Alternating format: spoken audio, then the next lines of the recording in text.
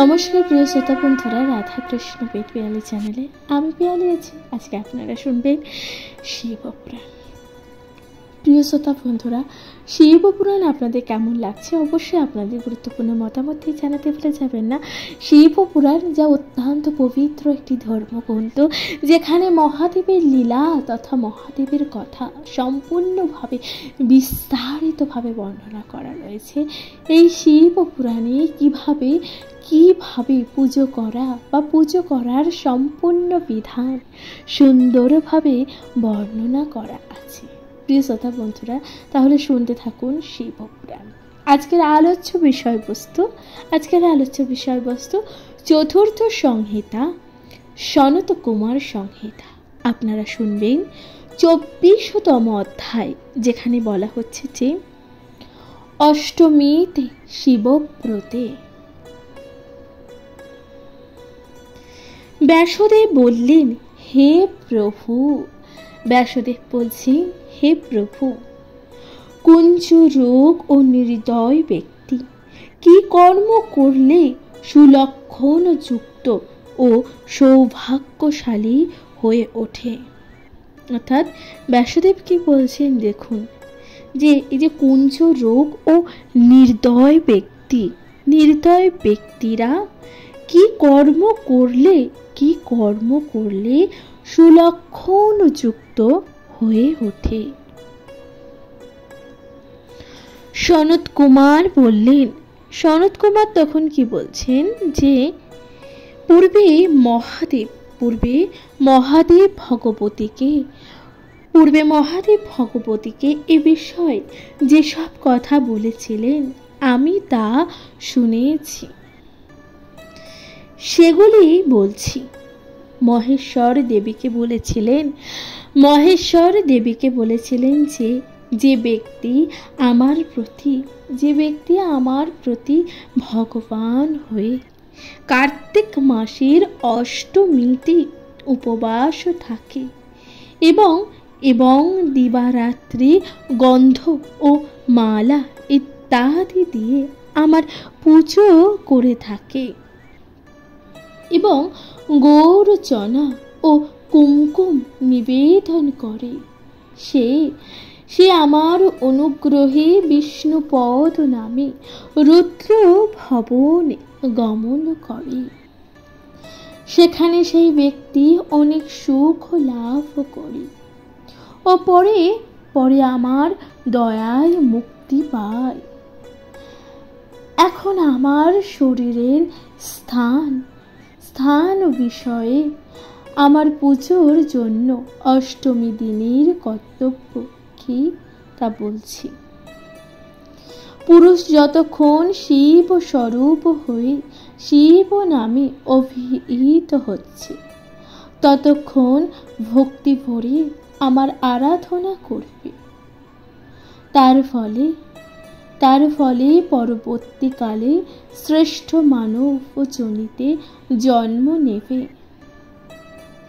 ভক্ত ব্যক্তি আমার মাথায় নাথ নামে, পা দুটিতে শঙ্কর নামে, জঙ্ঘাদয়ে অতিরুদ্র নামে, কোটি দেশ ঈশান নামে, মৃত্যু ত্রম্বক নামে, অষ্টাঙ্গে কর্পূরী নামে, বুকে শূলপাণি নামে, কাঁধে বৃষধ্বজ নামে, কক্ষদেশে কানে ও বক্ষদেশে ত্রম্বক নামে, নাকে উপাপতি নামে, পশুপতি নামে, দুই চোখে ত্রিপুর রত্ন নামে, দুই ভুরুর মধ্যে শ্মশানবাসী নামে, কপালদয়ে ভূতনাথ নামে, দাঁতে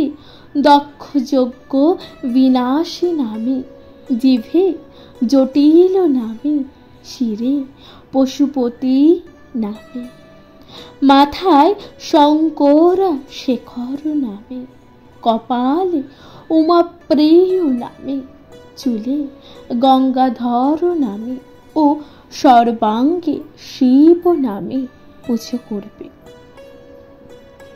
অর্থাৎ কিভাবে পুজো করতে হবে, কখন কোন নামে, সেটা কিন্তু বলা হচ্ছে। অর্থাৎ ভগবান বলছেন যে এই যে সুত অর্থাৎ সনত কুমার এই সকল কথা বলছে ভক্তবৃন্দকে। ভক্ত ব্যক্তি অর্থাৎ ভক্ত ব্যক্তি আমরা তথা মহাদেবকে এইভাবে আরাধনা করব। অর্থাৎ মহাদেবকে স্মরণ করব, স্মরণ করে মহাদেবের পুজো করতে হবে।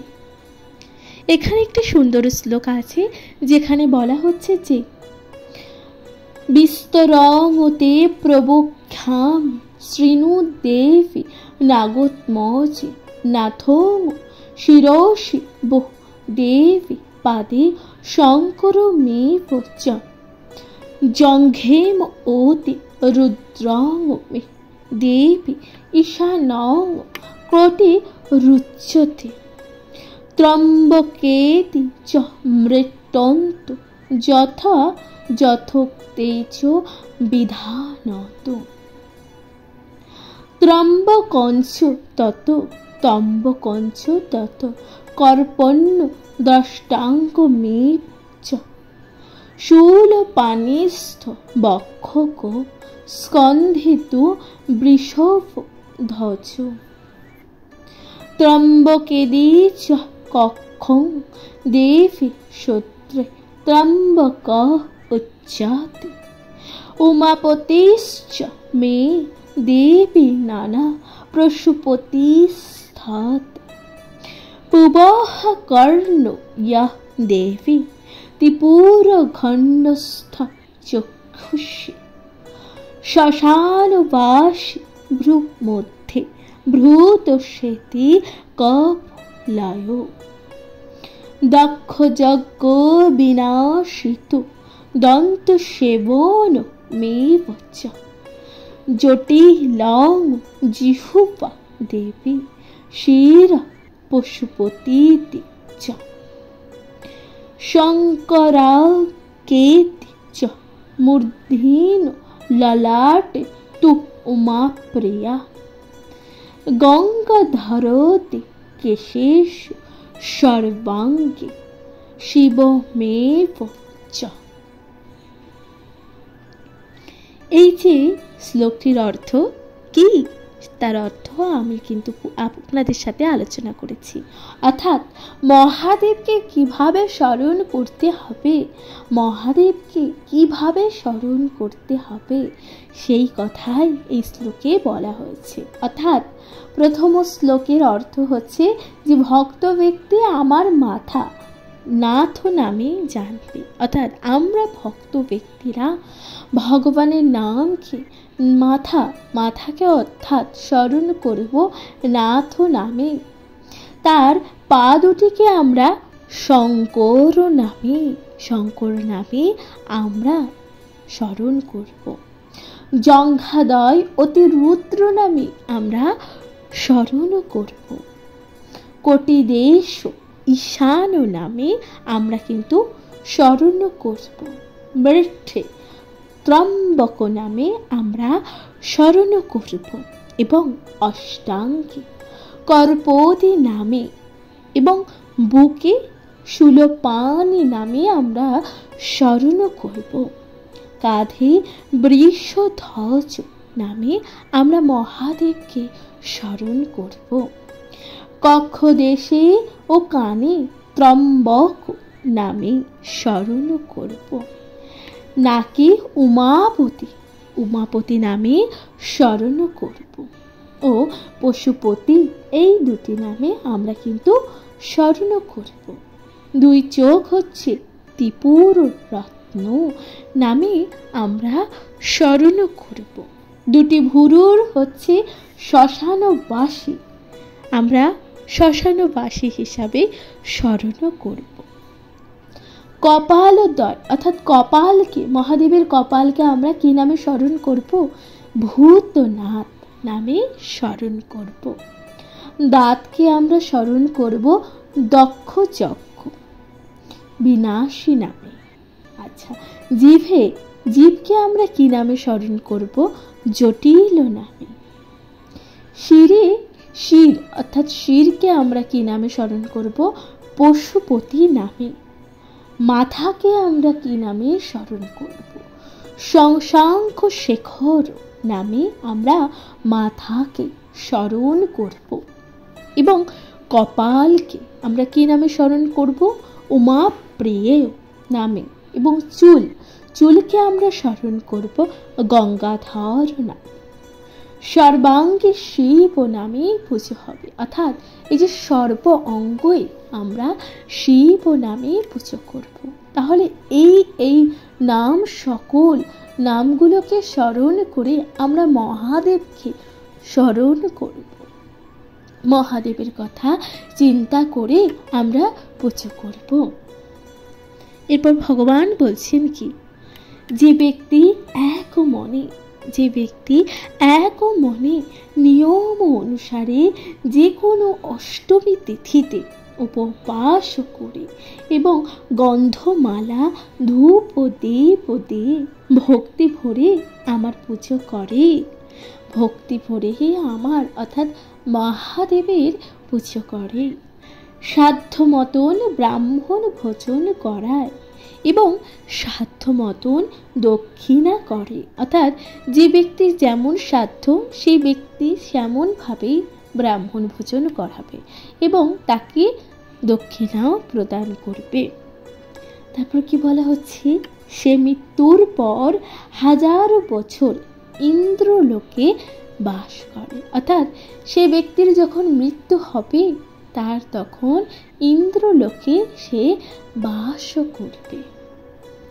কালক্রমে পৃথিবীতে মহৎকুলে তার আবার জন্ম হবে, অর্থাৎ এই ধরাধামে যদি তাকে জন্ম নিতে হয়, সেই ব্যক্তিকে আবার যদি পুনরায় জন্মগ্রহণ করতে হয়, তাহলে সে কিন্তু একটি মহৎ অর্থাৎ উচ্চ বংশে সে জন্মগ্রহণ করবে। প্রিয় শ্রোতা বন্ধুরা, তাহলে এখানে সমাপ্ত হলো অষ্টমীর ব্রত কথা, অর্থাৎ অষ্টমীতে শিবব্রত। শিবপুরাণ আপনাদের কেমন লাগছে অবশ্যই আপনাদের মূল্যবান মতামত জানাবেন, কমেন্টে লিখতে ভুলে যাবেন না। হর হর মহাদেব। এর পরবর্তী অধ্যায় আপনারা শুনবেন 25তম অধ্যায়। শুনতে থাকুন শিবপুরাণ।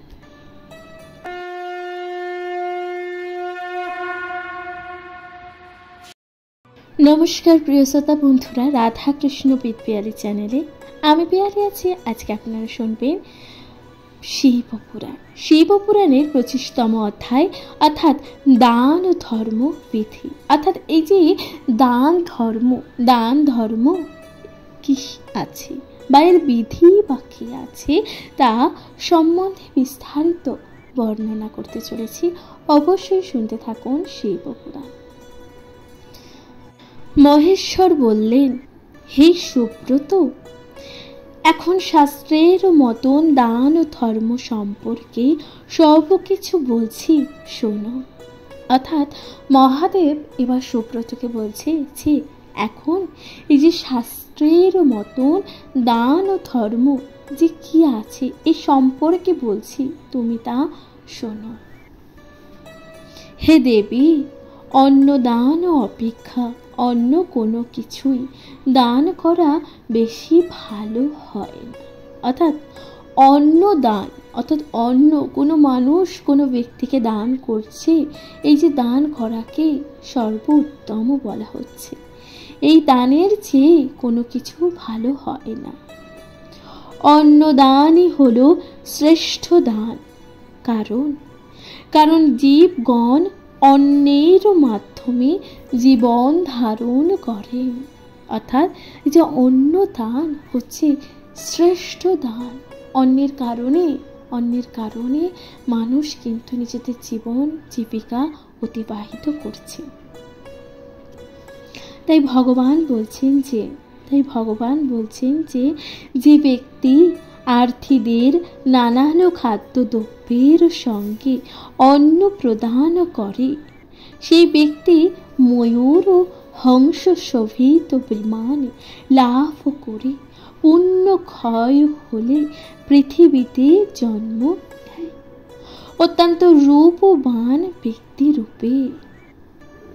সেই বাড়ি সবসময় ধনধান্যে পূর্ণ থাকে। যে মানুষ ব্রাহ্মণকে অন্নদান করে তার ব্রহ্মগতি হয়। যে ব্যক্তি ব্রাহ্মণকে সুসংস্কৃত অন্ন প্রদান করে সেই ব্যক্তি ইহলোকে শতগুণ ও পরলোকে 1000 গুণ পুণ্য লাভ করে এবং পরম সুখে কাল যাপন করে। হে শুভে, যে মানুষ সুন্দর বা কুৎসিত কোনো ব্যক্তিকে অবজ্ঞা করে, অন্ন দান করে, তবে সেই ব্যক্তি কখনো অন্নহীন হয় না। নরক ভোগ করে জন্ম নিলে শ্লেষ্য কুলে জন্ম হয়, পরম বিলাসে জীবন কাটায়। হে দেবী, অন্নই সব খাদ্য বস্তুর থেকে শ্রেষ্ঠ। অন্ন অর্থাৎ ভগবান বলছেন যে হে দেবী, অন্নই সকল খাদ্য বস্তুর থেকে শ্রেষ্ঠ। কারণ অন্নের মাধ্যমে মানুষ জীবন ধারণ করে। কারণ এই যে অন্নের মাধ্যমে মানুষ জীবন ধারণ করে, জীবন দান করে বলে অন্নকে প্রজাপতি বলে বলা হয়েছে। যে ব্যক্তি ব্রাহ্মণকে দিব্য রস সংযুক্ত সুগন্ধি ও শীতল জল দান করে, যে ব্যক্তি ব্রাহ্মণকে দিব্য রস সংযুক্ত সুগন্ধি ও শীতল জল দান করে, সেই ব্যক্তির স্থান হয় বরুণ লোকে হয়। সেখানে অযুত বৎসর দেবতার মতন সুখে বাস করে। পুণ্যক্ষয় হয়ে পৃথিবীতে জন্ম নিলে মহৎকুলে জন্ম হয়। যে ব্যক্তি ব্রাহ্মণকে ভক্তি ভরে অন্ন পুণ্য ভাণ্ড দান করে সেই ব্যক্তি পুণ্য লাভ করে, সে স্বর্গে পুজো পায়। সেই রকম ভাবে অন্যের ভাগু দান করলে পিতৃগণের উদ্দেশ্যে চিরস্থায়ী পিণ্ড দান করা হয়।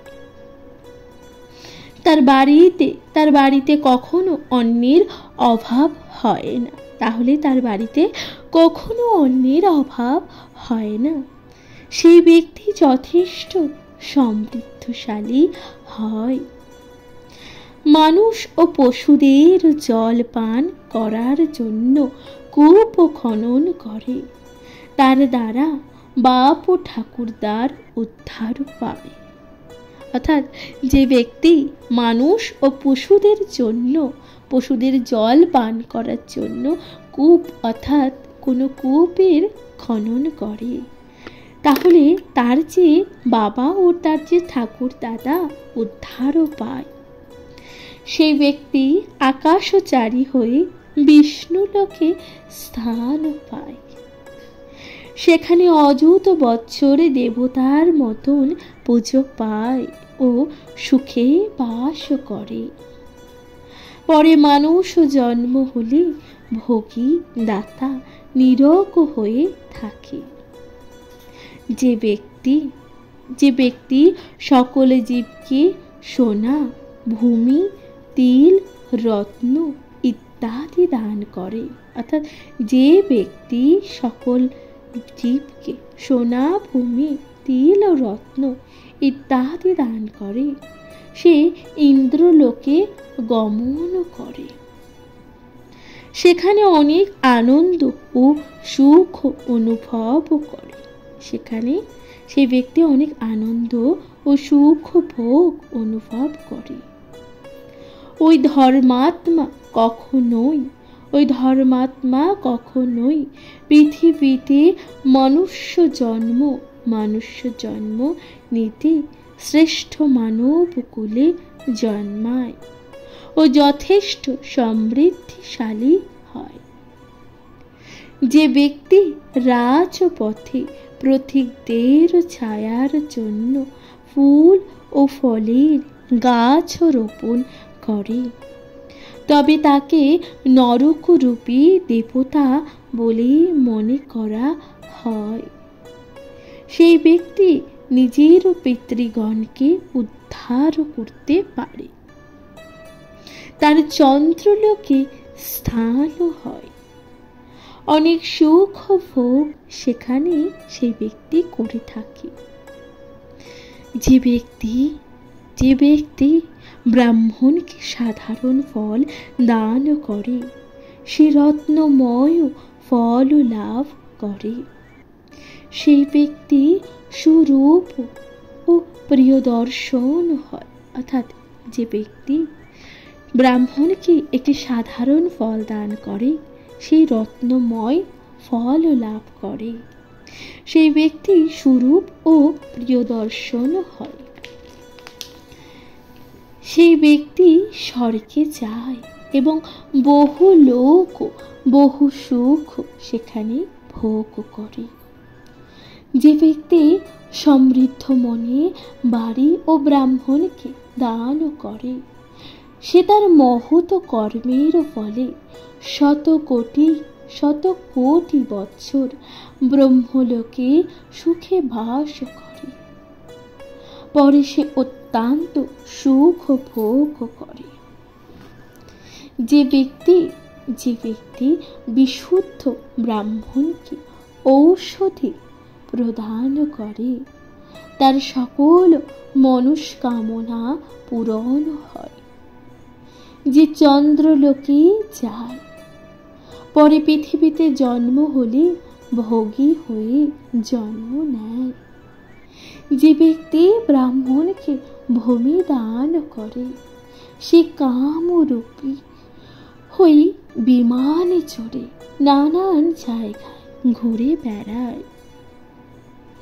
মানব রূপে জন্ম হলে তার সকল মনের বাসনা পূর্ণ হয়।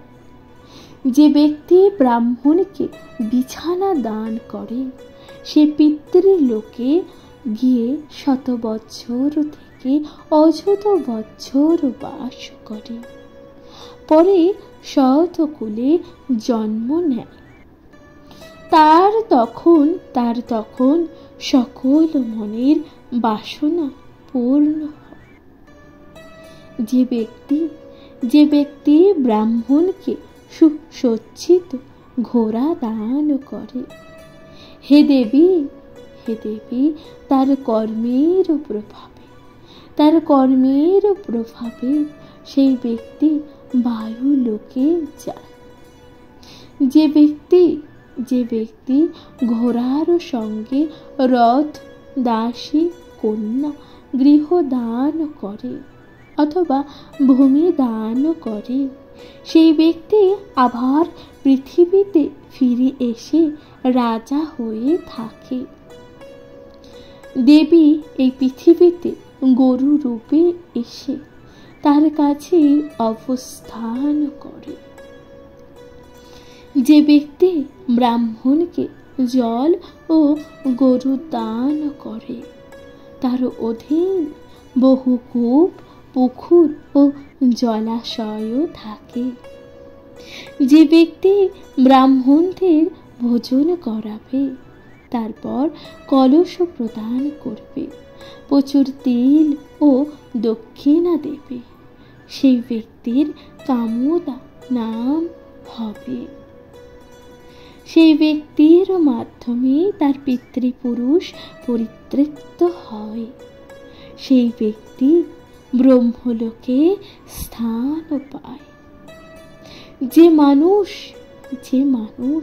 তিল পাত্র অর্থাৎ তিলের পাত্র ও বস্ত্র দান করে নানান ফল ভোগ হয়ে থাকে, ব্রাহ্মণকে ঘি দ্বারা বা ঘি দান করলে গ্রহিতা গ্রহণ করবেন এই বলে গাভীগণ ঘৃত প্রসব করে।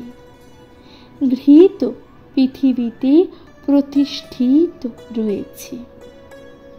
ঘৃত স্বয়ং অগ্নি, ঘৃতই দেবতা এবং সেই ঘৃতই আমাকে দান করে। ব্রাহ্মণদের আগে সুগন্ধি ফুলের মালা দিয়ে বরণ করে পরে দান করতে হবে। গরু দান করার সময় দেবতাগণ গরুর শরীরে আশ্রয় করে থাকে। ব্রহ্মা গরুর মাথায়, ইন্দ্র থাকেন কপালে, চন্দ্র সূর্য থাকেন তার দুই নয়নে এবং বায়ু থাকেন প্রয়াণে অর্থাৎ প্রাণে। অগ্নি থাকেন মুখে, চন্দ্র থাকেন জিভে, অশ্বিনী কুমারদ্বয় থাকেন কানে, দ্বাদশ রুদ্র থাকেন সিংহের ওপর এবং লোকপালগণ ও সকল নাগগণ থাকেন পাত্রে বা পায়ে। এছাড়া 7 সমুদ্র থাকেন তার পেটের মধ্যে, সূর্যদেব থাকেন তার ঘাড়ে এবং গঙ্গা থাকেন স্তনে এবং অষ্টবসু থাকেন শরীরের পাশের দিকে, সাধক ও বিশ্বদেব থাকেন তার লেজে, লক্ষ্মী থাকেন তার পুরুষে এবং নাগগণ তার শ্বাস মারুতে আশ্রয় করে। অর্থাৎ গোমাতার শরীরে যে আমাদের 33 কোটি দেব দেবতার কিভাবে বাসবাস থাকে, কিভাবে গোমাতার শরীরে তারা অবস্থান করে, তার কিন্তু সুন্দর ব্যাখ্যা দেওয়া হলো। এরপর ভগবান বলছেন অর্থাৎ সুত বলছেন যে শুধু তাই নয়, এই যে মন্ত্র, যজ্ঞ, দান, নিয়ম, ঋষি, গ্রহ, নক্ষত্র, গায়ত্রী, বিষ্ণু, অনুষ্ঠূপ, বেদ, বেদান্ত, মেঘ, বৃষ্টি, রোদ, নদী সবাই গরুর পায়ে রোম কূপ আশ্রয় করে। যক্ষ, রাক্ষস, পিশাচ, পক্ষী, অপ্সরা, গন্ধর্বগণ গরুর মাথায় ওপরে 2 সিংকে আশ্রয় করে থাকে। সকল দানের ফল গরুকে আশ্রয় করে তারা থাকে। সেই জন্যই গরু বা ধেনু হলো সকল দেবতার আশ্রয়। অর্থাৎ গরুকে কেন পুজো করা হয়, অর্থাৎ গরুকে কেনই বা গোমাতা বলা হয়, কারণ গরুকে সমস্ত দেবতা আশ্রয় করে থাকে। অর্থাৎ গরুর মাথা থেকে অর্থাৎ সিংহ থেকে লেজ পর্যন্ত এই যে আমাদের যে দেবতা, এক একজন দেবতা এক এক অঙ্গে বসবাস করে, গরুর শরীরে থাকে। সুতরাং এই জন্যই গোদানকে সর্বশ্রেষ্ঠ দান বলা হয়েছে এবং গরু বা ধেনু হলো সকল দেবতার আশ্রয়। প্রিয় শ্রোতা বন্ধুরা, তাহলে এখানে সমাপ্ত হলো 25তম অধ্যায়।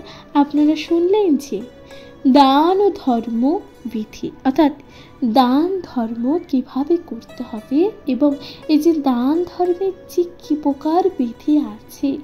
প্রথমে বলা হচ্ছে অন্নদান, কারণ অন্যের জন্য মানুষ জীবিকা নির্বাহ করে এবং অন্যের জন্যই মানুষ কষ্ট করে, সেই কারণে অন্নদান হচ্ছে সর্বশ্রেষ্ঠ দান। এরপরে বলা হচ্ছে গোদান, এরপর বিভিন্ন দান যা এখানে সুন্দরভাবে বিস্তারিতভাবে বর্ণনা করা আছে। আশা করছি তা আপনাদের ভালো লাগলো।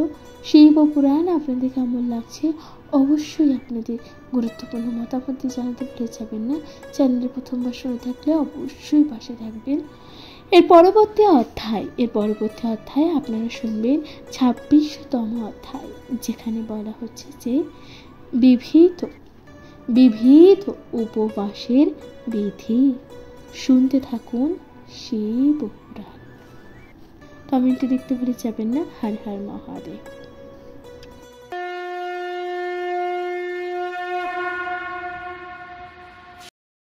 নমস্কার প্রিয় শ্রোতা বন্ধুরা, রাধা কৃষ্ণ পেতবিহারী চ্যানেলে আমি পিয়ালি আছি। আজকে আপনারা শুনছেন শিবপুরাণ।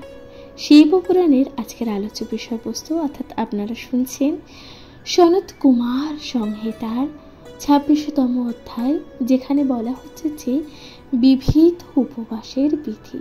অর্থাৎ এই যে উপবাসের যে বিধি, বিভিন্ন প্রকার যে উপবাস করে ব্যক্তি, তার যে বিধি ও বিধান সুন্দরভাবে বর্ণনা করা হচ্ছে। তাহলে শুনতে থাকুন শিবপুরাণ। মহেশ্বর বললেন, হে দেবী, ইতিপূর্বে মঙ্গলজনক বিভিন্ন দানের কথা বলেছি। এখন বিভিন্ন মঙ্গল দানকারী উপবাসের কথা বলছি। অর্থাৎ মহেশ্বর দেবীকে বলছেন, এখন আমি কিন্তু মঙ্গলজনক যেই উপবাস তার কথা বলছি। এর পূর্বে এই যে কি দান করতে হবে, কি দান করলে কি মঙ্গল হয় তার কথা বলেছি। এখন উপবাসের কথা বলছি, অবশ্যই শুনতে থাকুন। সারা অঘ্রাণ মাসে যে ব্যক্তি, অর্থাৎ সারা অঘ্রাণ মাস জুড়ে যে ব্যক্তি সদা আমার নাম করে প্রত্যহ একবার আহার করে থাকে, সে অবশ্যই পুণ্য লাভ করে। পৌষ মাসে এইভাবে উপবাস করলে আমার ওঙ্কার মন্ত্র উচ্চারণ করার ফল লাভ করে, সারা জীবন সে সুখে থাকে। মাঘ মাসে ওই রকম উপবাস করলে তার ফলে তার ধনে পুত্র লক্ষ্মী লাভ হয়, সারা জীবন ঐশ্বর্যের মধ্যে দিনাতিপাত করে সে ব্যক্তি। ফাল্গুন মাসে একাহারী এবং একাহারী হয়ে ওইভাবে উপবাস করে আমায় শরণ নিলে ব্রতী প্রচুর সম্পদ লাভ করে। অতিবাহিত হলে সে সুন্দরী ভার্যা পায়। চৈত্র মাসে ওইভাবে উপবাস করলে সেই ব্যক্তি মৃত্যুর পর বিরাট ধনী লোকের বাড়ি রূপবান ও গুণবান সন্তান রূপে জন্ম নেয়। যে ব্যক্তি বৈশাখ মাসে একাহারী হয়ে নিয়ম সেবা করে, সে ধনবান হয়ে জ্ঞাতিদের মধ্যে শ্রেষ্ঠত্ব লাভ করে। জ্যৈষ্ঠ মাসে ওই একইভাবে শিবব্রত ও উপবাস করলে ব্যক্তি অনেক শুভ ফল ভোগ করে। অর্থাগম, পুত্রলাভ, সুন্দর গৃহ নির্মাণ হতে দেখা যায়। এবং আষাঢ় মাসে দিনে একবার ওইভাবে আহার করে উপবাস করলে সে রাজ সম্মান লাভ করে। তার সকল মনের বাসনা পূর্ণ হয়। শ্রাবণ মাসে উপবাস ও শিবের ব্রত পালন করলে ব্যক্তি অতি বলবান হয় ও সর্বত্র মর্যাদা লাভ করে। ভাদ্র মাসে এইভাবে নিয়ম করলে ব্যক্তি বহু ধনের অধিকারী হয়, মানুষের কাছে সে সম্মান পায়। আশ্বিন মাসে ওই রকম ব্রত পালন করলে ব্রতী কৃষি বাণিজ্য ও অসংখ্য পশুর মালিক হতে পারে। কার্তিক মাসে একাহারী হয়ে শিবব্রত করলে ব্রতী অশ্বমেধ যজ্ঞের ফল লাভ করে এবং সে অগ্নিলোকে গমন করে। সেখানে বিরাট সম্মান সে ব্যক্তি পায়। এখানে একটি সুন্দর শ্লোক আছে যেখানে বলা হচ্ছে যে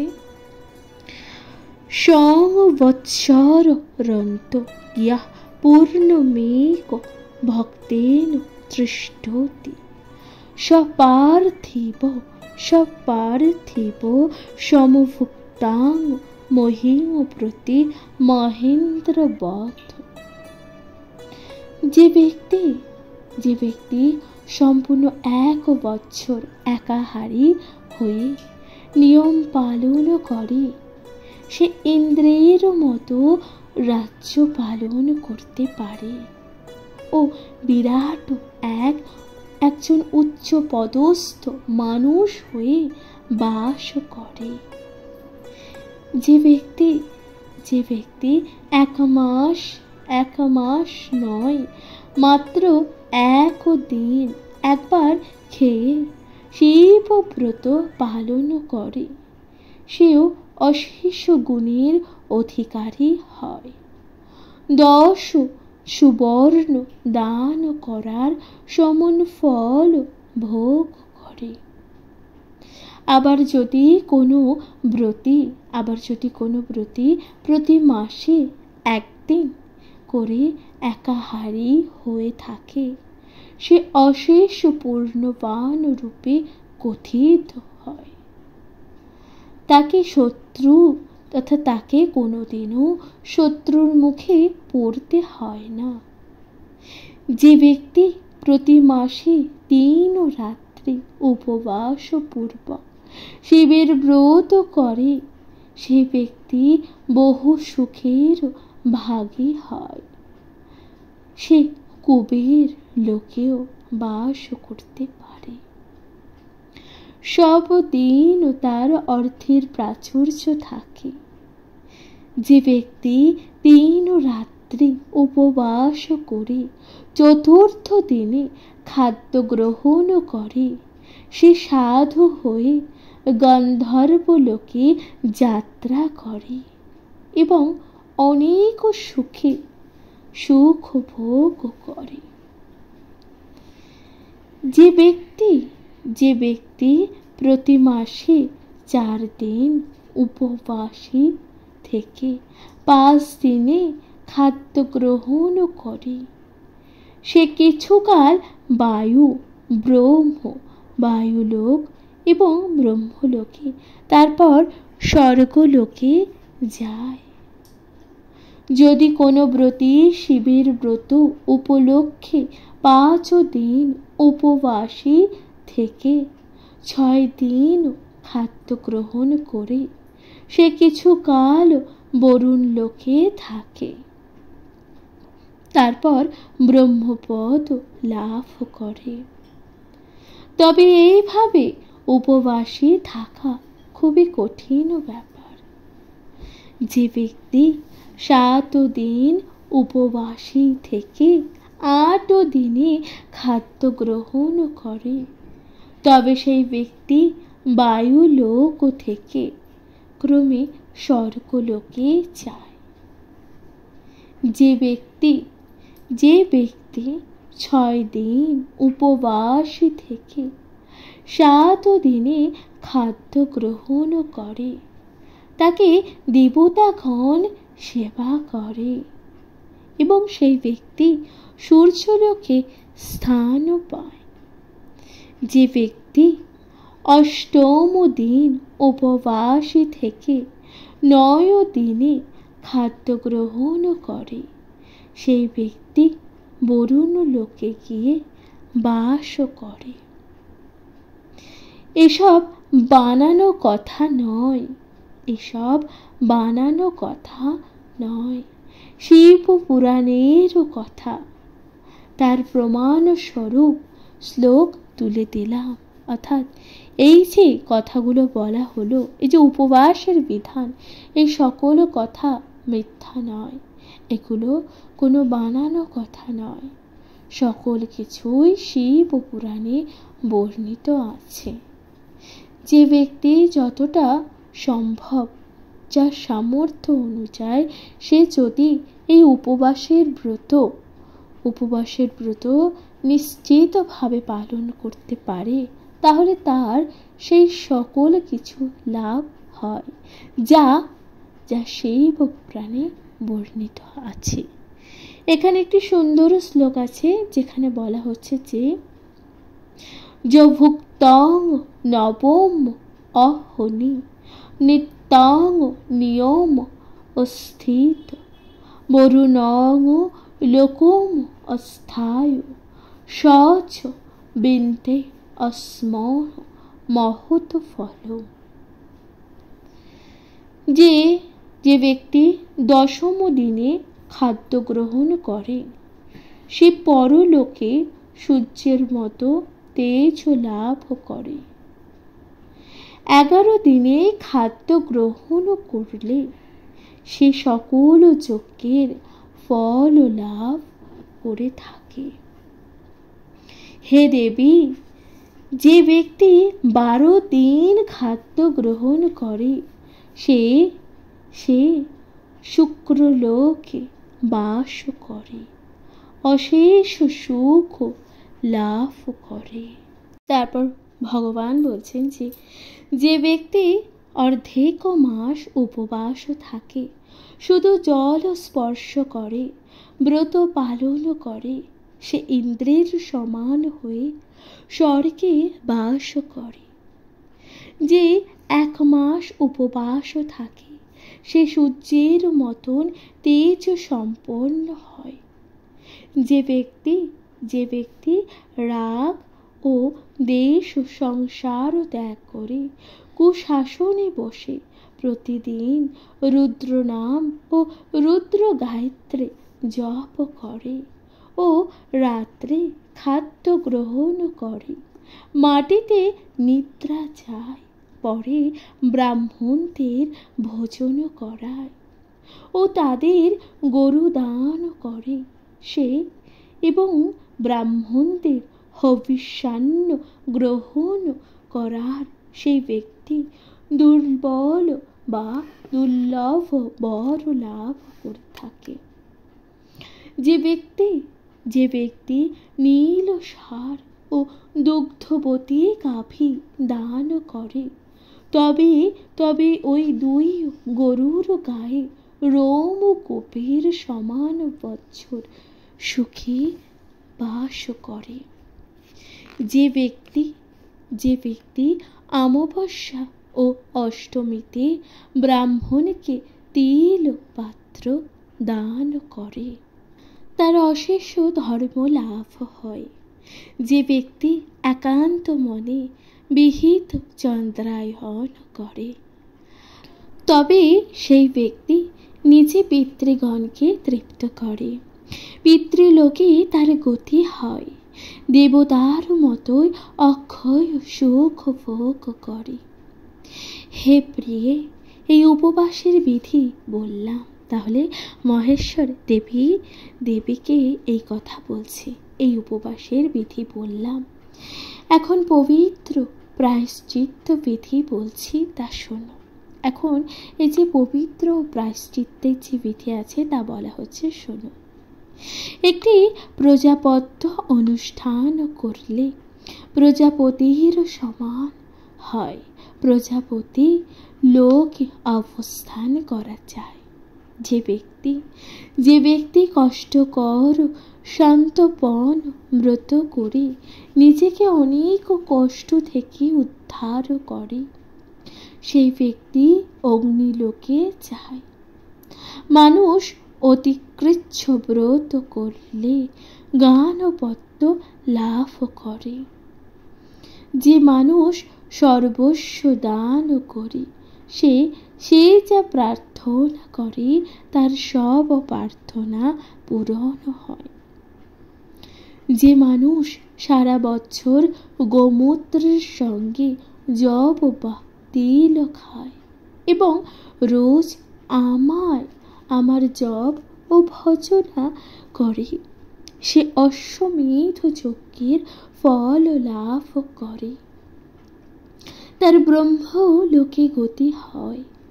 সকল পাপ ও সকল বন্ধন থেকে সেই ব্যক্তি মুক্ত হয়। যে মানুষ এই সব কিছুর মধ্যে একটি আচরণ করে থাকে, তবে সেই মহাত্মা নিষ্পাপ হয়। ইহলোকে সেই মহতী কীর্তি লাভ করে, অনেক ঐশ্বর্য লাভ করে, তেজস্বী হয়, অনেক সুখ ভোগ করে। তবে শূদ্র বর্ণের ব্যক্তিরা ব্রতের অনুষ্ঠান ও ব্রতের মাহাত্ম্য করবে, কিন্তু কোনো মন্ত্র উচ্চারণ করবে না। এর কথা ভগবান প্রজাপতি বলেছেন। কারণ শূদ্ররা মন্ত্র না বললেও ধর্মের কাজ করলে তার নিষ্পাপ বলে গণ্য হবে। এখানে একটি সুন্দর শ্লোক বলা আছে, যেখানে বলা হচ্ছে যে স্ত্রীনাচ্য দৈবতং ভত্তা তথনান্য বিধি আতে স্বগতিং পরমং ধর্ম স ধাম পরমং শ্রেতাম। নারীদের দেবতা হলেন পতি ছাড়া স্ত্রীলোক অন্য কোনো গতি নেই। পতি পরম ধর্ম ও পরম পদ। সেই জন্য স্ত্রী যদি স্বামীর অনুমতি নিয়ে ভক্তি ভরে এই ধর্মের অনুষ্ঠান করে তবে তার সুফল পেয়ে থাকে।